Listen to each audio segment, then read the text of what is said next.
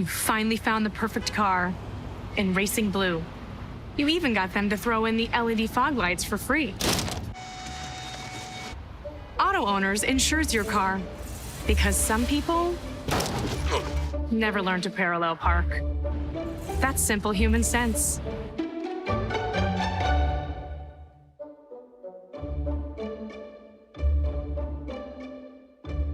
Keep going. More. No, stop!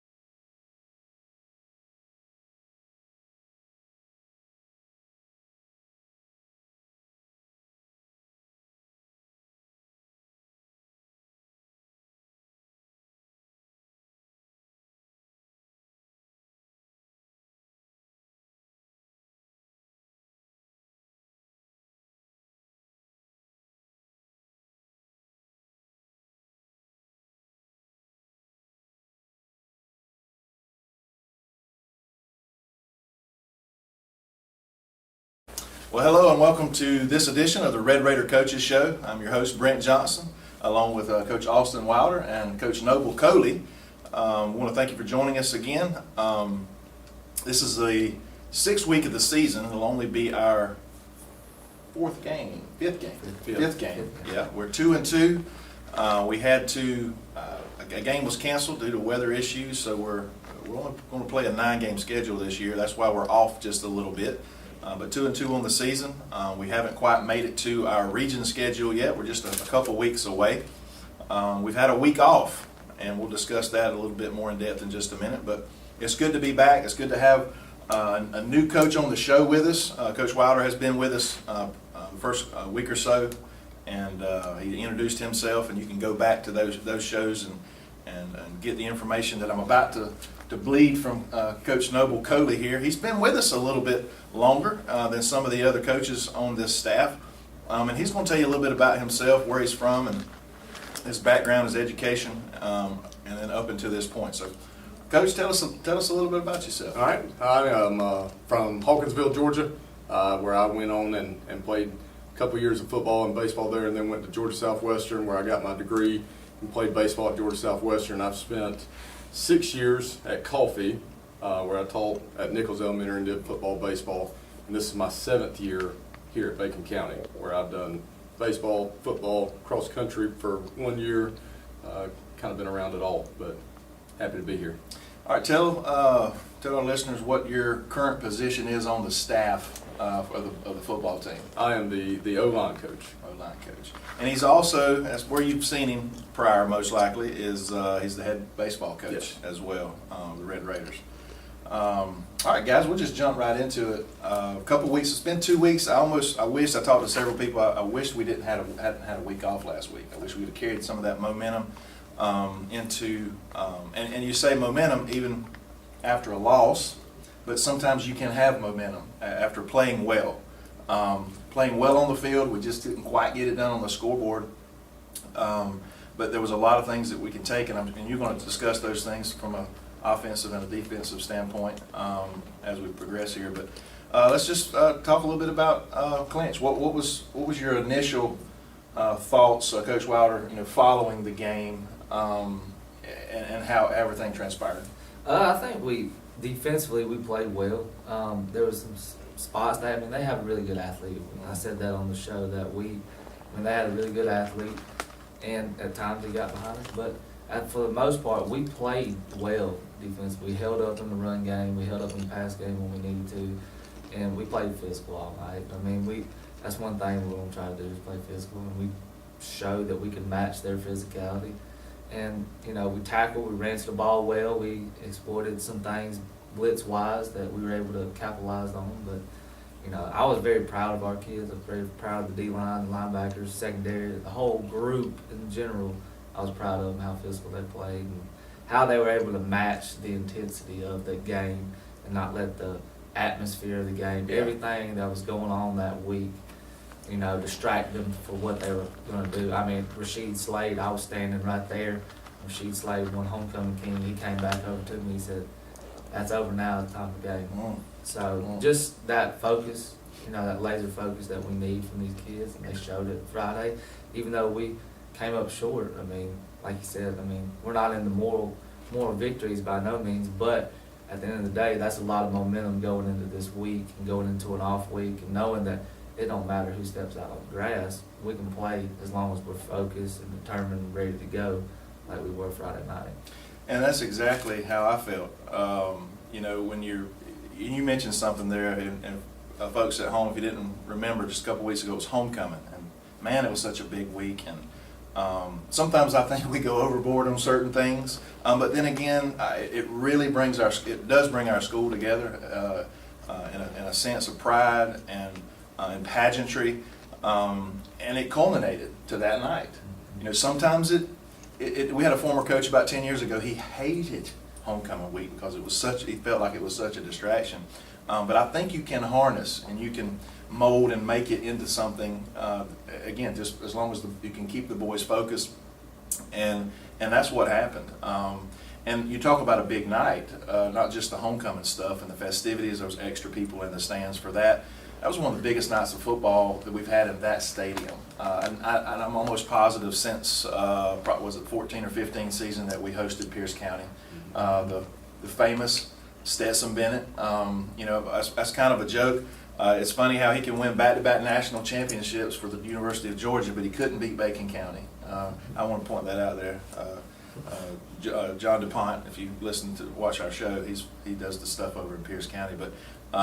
But yeah, it wasn't too big for our guys, and that's mentally, and we've been talking about that as we progress into the week or through the season. Is these guys are getting it? They understand what they have to do to prepare mentally, and not just to start the game, but to finish it, and that's what they did. As you know, tell us a little bit about, you know, Coach, your perspective on, you know, the second half of the game when we were down. What was it, 28-13 at one time? In the third quarter, late in the third, I mean. You know, what did you see on the sidelines, and how did you coaches respond, and how did you see the boys respond? You know, the biggest thing that I take from it, you know, we came back out, and I can, you know, Coach Wilson still asked about it, but we came over to the tent after driving. I put the iPad aside. I said, you know, don't worry about scheming anymore. You've got to want it more than they do. You've got to out-physical them. You got to do this, you got to do that. And they responded, and we started clicking. It was a big night offensively for us. We could kind of move the ball and do what we wanted to. We kind of stalled out at times, you know, a few self-inflicted things. Yeah. And while we talk about that momentum, you know, wishing we had played last week, sometimes having that week off to get back to the basics and try to take care of some of those little small things that we've been doing that stall out or drives. Right. You know, sometimes those weeks are good. Yeah. But offensively, you know, we moved the ball. We had success. We could do kind of what we wanted to do. And we did. We just came up a little short right there at the end. But, you know, we got after it in the trenches with O-line. You know, the backs trusted the blocks, stayed behind it, and executed. We had some success passing the ball a little bit, and that was big for us. Well, you know, you said the little things, and it was some little things, and sometimes little things are magnified when you're playing a team of that caliber. And let's be honest, you know, Clinch County has a history of being competitive in football. One of the, I don't know if you'd say not a dynasty, but they're a program that has been successful for a couple decades, you know, year in and year out, and they know how to win. They know what it takes mentally and physically, and we matched that night. That alone encourages me about our guys and their mentality, because let's be honest, Bacon County doesn't have a history of winning a bunch of football games, but we've always known we've been able to do it It's that competitive nature. And that's the culture that you guys are building, and that's important. And you mentioned the word physicality several times a while ago, and absolutely, I up in the booth, we were backing two, all of us, 8 or 10 people up there, and you could just hear us all hooting and hollering about this and that and the other. And that was one thing that we all agreed upon, is how physical we were that night with them. And even after the game, we were cleaning up our stuff, walking down, and their radio guy seemed like a nice guy. He was walking down after he was cleaning his stuff up. I said, "Guy, it was a pretty good game tonight." He said, "Yes, sir." I said, "Y'all got a pretty good athlete on your team." He said, "Yeah." Y'all did a pretty good job containing him." I said, "Yeah." I said, "Y'all may have had and I was wrong for this, but I said, y'all may have had the best single player on the field. I think we had the best team tonight." And then he wanted to say, "Well, it was probably a little letdown for us because of the big win they had over Cook County." That was going to be his excuse from the week before, and it was a big win for them over Cook. But irregardless, anybody that was there, if they watched the film, they watched our broadcast, they know that Bacon County showed up and give ourselves an opportunity to win the game. But again, unfortunately, some self-inflicted stuff. When even small stuff is magnified when you're playing a good team, and you've got to minimize those things to do that. So after the game, even though it's a loss, how was the boys' spirits after that? I think they were. Nobody wants to lose, and Right. our kids are. This team is very competitive. Each individual is very competitive. Coaches, from players to coaches, and I think they were. It was we give them the 24-hour rule. I think that's everybody's kind of main thing, but I think it was more of a 15-minute after Coach Wilson said something, they were ready to go to work. So in this off week, this past off week, they were able to go out and get it done, and they came focused, and so now we're in game week now. That's right. And so now it's continued. We had a little rain yesterday, Yeah. but coming out on when was it, Tuesday? Tuesday it rained. Tuesday it was raining. Coach Wilson made the call, let's go out there unless it's lightning. And then boys went out there and showed up and showed out in the rain. So I think it was something that impacted them. I think they were very hurt by the loss, but they were also ready and prepared to go to work for the off week. They knew that these games are coming up on region are very pivotal in our season. That's right. And that they can't get so down about something that coulda, woulda, shoulda, So, but they did a really good job, and I think it was more of a 15-minute thing after Coach Wilson got done talking, Yeah. and they were ready to go. Well, good. Now, it is game week. It's been 2 weeks. We're going to have 2 travel games, 2 away games. Tomorrow night, we'll be heading over to East Dublin, to East Lawrence High School. And then next week, we'll travel to Johnson County. That may be the first trip Bacon County's ever made to Johnson County. I have to do a little history look up on that. But first things first is East Lawrence, and I have to bring up what happened last year. It's one of those things where it's not so much we get back at the team for what happened, East Lawrence for what happened last year, and rarely you will see me. I've watched a lot of sports over the years at different levels. Rarely you'll see me throw referees under the bus. But there was some horrible mistakes made last year that costed our team a win, and that's the bottom line. I got it on film. We sent it in. They reviewed it. Obviously, it's hard for them to reverse stuff like that. But there was a situation, and when your kids fight, and the refs should not determine the game. It should be settled on the field between the 2 teams and the coaching staffs and that sort of thing, but not the referees. Rarely does one single play determine the outcome of a game, but in that game you could pinpoint at least 1, possibly 2. So it's more of a, we're going to get this win this year versus, again, going over and having a grudge necessarily against East Lawrence, but just putting ourselves in a position to do that. One thing I wanted to ask, and I like to ask these questions because people, these folks that listen and watch this show, they may think about this stuff in the stands, but they don't really know who or how to ask it. We're going to play at a place where they have artificial turf. Now, have we played there since they've had the turf? It's only been there like 2 years. We have not. We've not, okay. I'm assuming it's gonna be similar, looks like a similar track as in Appleton County, that type of turf. You know, how does that, does it affect you mentally or physically? Do we have to make any kind of adjustments there as to, in preparation for a turf field versus grass? I mean, turf and grass, we're so used to grass that, you know, when you get on turf, you are sped up a little bit. The speed of the game is sped up. I mean, people that may not be as fast on grass, they're faster on turf. And, you know, turf is hard, you know, to get traction sometimes. You got to make sure you have the right cleats, make sure, you know, your cleats aren't all the way worn down, because if they are worn down, you know, you're not going to catch enough traction.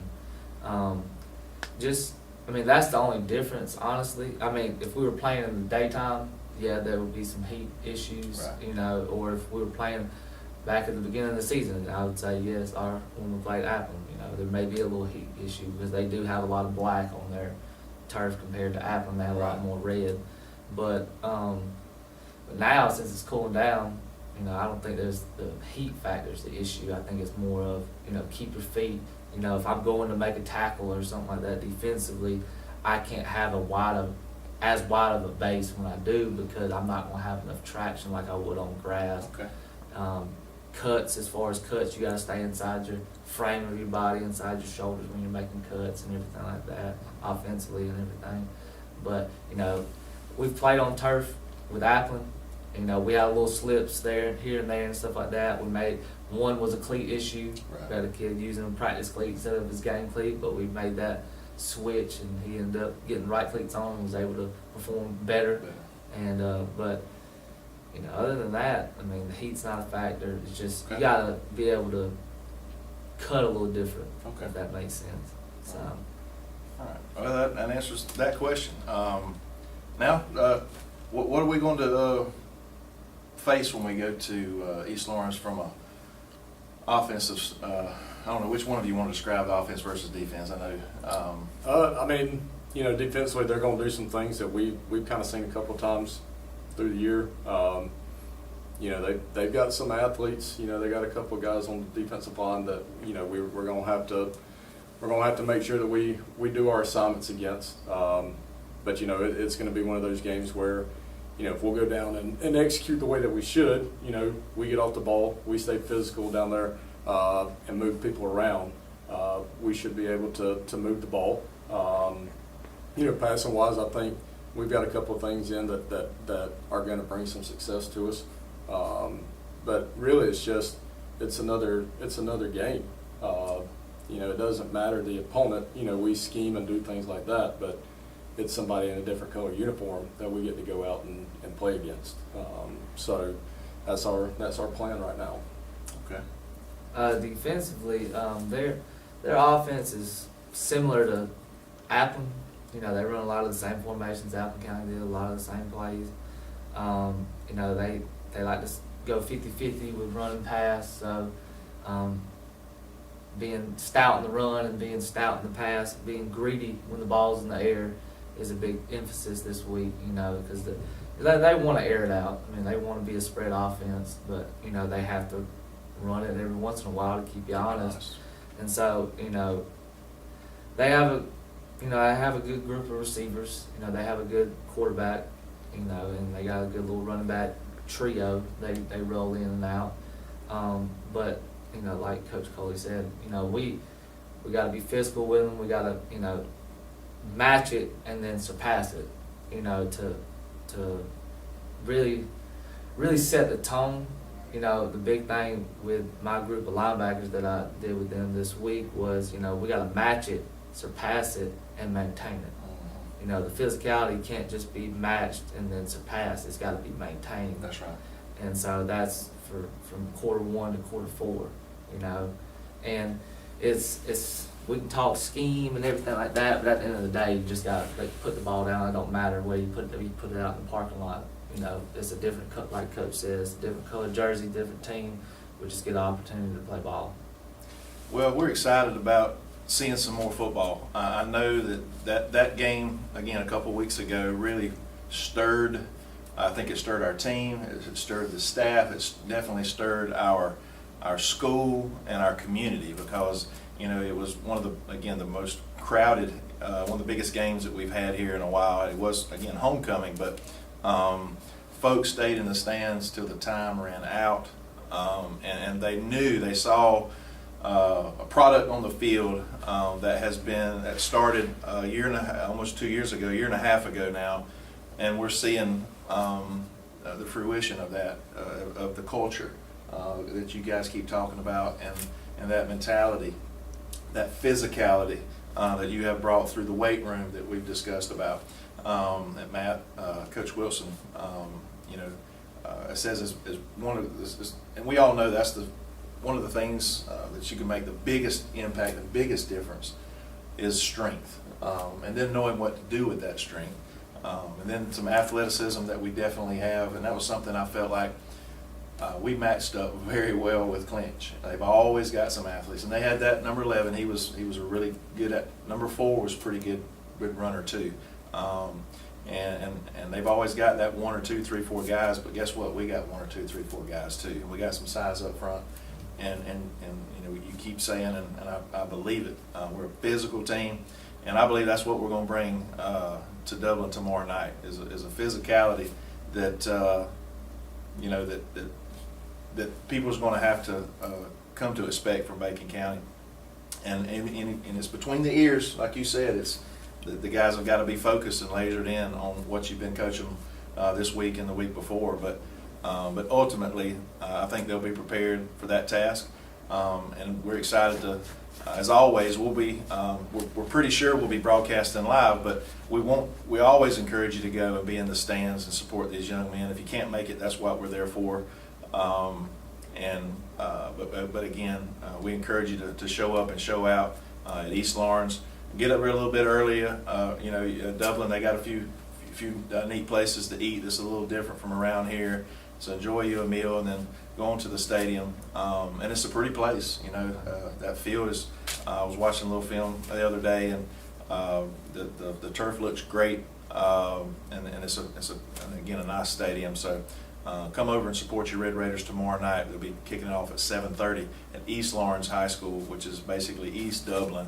So take that. It's not a too terribly long drive.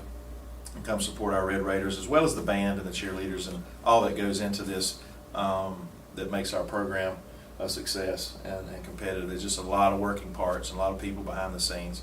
I want to thank all the sponsors that you'll see a few commercials for on the broadcast. I just don't take the time to necessarily talk about them audibly. So I want to thank all of them for making all of this possible.